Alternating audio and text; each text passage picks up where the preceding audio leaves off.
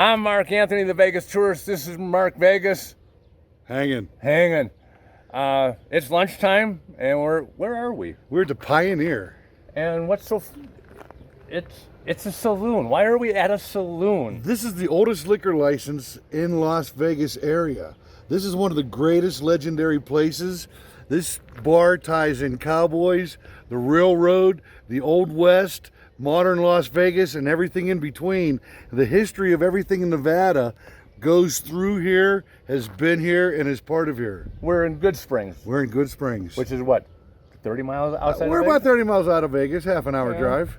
Place has been here since what, 1913? 13-ish.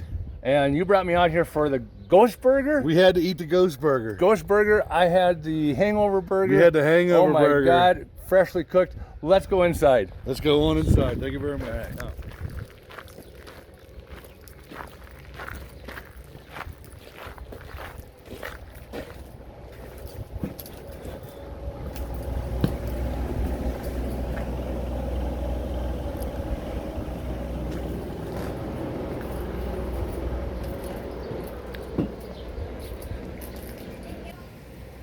Who are we talking to? So my name is Sean Ely.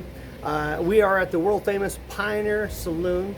We sit in a little spot called Goodsprings in Southern Nevada. And this is the absolute very first bar ever established in Clark County. First one. And we have the paperwork to prove it. We were here before Vegas. Never closed its doors, never went out of business. Through the wars, through the pandemics, through Prohibition, they still served beer here. That's how cool this place is. So this is the tin was purchased by Sears and Roebuck in the early part of Mail order catalog. Yes, sir. And that was an ongoing thing back then. And the railroad was across the street. You'll see remains of the old mining structure. So this is a mining town. Right. And so it was shipped here by the rails. Railroad stopped right out there? Yep. Cool. And so it was across the street, and then this has been standing ever since. And so inside here, the bar was opened in 1913, but the actual this was made by Brunswick Company, the same company that makes bowling alleys and pool tables. Brunswick, Maine. This piece and this piece was shipped here, and this made it here in 1916. So the bar was established in 1913, but this made its way here by 1916. It was shipped around the continent to San Francisco and then wagoned down through Raleigh. Wow. Yep. And this is the original floor we're standing on here. This is the original tin. This has all never been replaced. That strip in front of the bar was replaced in the 70s. So that's the only part that actually had to be replaced. I think they wore it out. So in this summer, I'll tell you about a gunfight happening in the bar. There's been more than one. But this is the summer. It was June of 1915. And a guy by the name of Paul Kowski, he was a bully. And he was in the establishment being a roughneck, like he was. And he had been warned before by Joe Armstrong. Joe Armstrong worked for the Pioneer Saloon. So they were playing a game of poker, and Joe Armstrong shot him dead right here in the bar. There's still bullet holes in the wall right here. So that was June of 1915. And so those three bullet holes, if you stand right here, you see daylight through the wall. And this is actually the real table. This is the actual table that they sat at. Don't want to mess up lunch, but that's the real truth. He knows the stories. If you start to feel somebody else there, just believe me, we feel somebody else here all the time. Okay.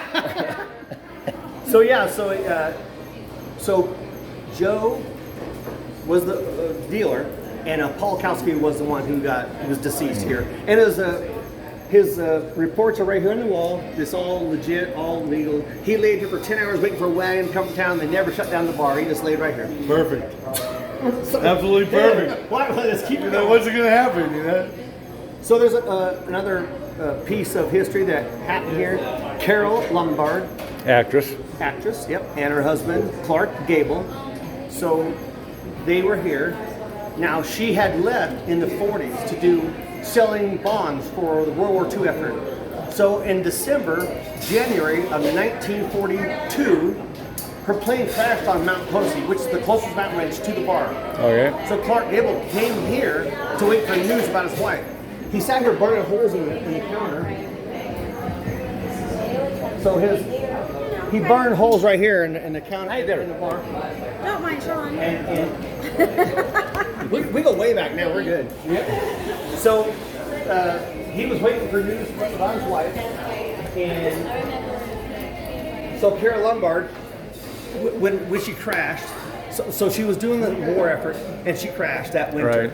Right. But there was 26 passengers on the plane, and including her mother and 2 pilots, and her mom's and her passenger 16 and passenger 20. So that's her mother and Kara Lombard. And Clark Gable waited here, and once he learned the news, of course he went back to Hollywood and lived out his life, but they were deceased on the mountain. Now these are pictures of the real plane. This is still on the mountain. We found that up there, and these are parts of the plane that are still on the backside of Mount Potosi. It's all back there. And you want to hike up there? And it's a good hike. So you can off-road to the base, and then the last 40 yards is a hike. But you can take a pickup truck to the base. So what brought you out here? What brought So you? I grew up in Henderson. I was born in Las Vegas in 1970. My grandfather got here in the 30s to work on Hoover Dam. He went away to World War II, and about the same time frame, 42, he was back, and he bought a house in Henderson, Nevada, and it's still in our family. He gave it to his youngest daughter, my Aunt Joyce, and he had 4 daughters, and so she still lives there, and we still have dinners together over there and stuff like, my grandma used to do it. And but he lived here in the valley, in Henderson I'm talking about. Right. But I just love the desert. Now, Vegas and Henderson got really crowded for me, so I bought a place in Sandy Valley, which reminds me of the West Lab. Right. So Sandy Valley is just 10 right over west, here. 10 miles west, right here. Okay. And so me and my wife live out there, and we cook here 3 days a week, and she runs the bar and I run the kitchen. We don't want to work more than that. It's nice. And so that's our story of life in the desert. We love it, and we always loved the bar, and she's a bartender, so we know the owners. They're very cool people. They're very nice to us. They're nice. us work, and we said, yeah, we'll help out. We'll do our thing, and so yeah.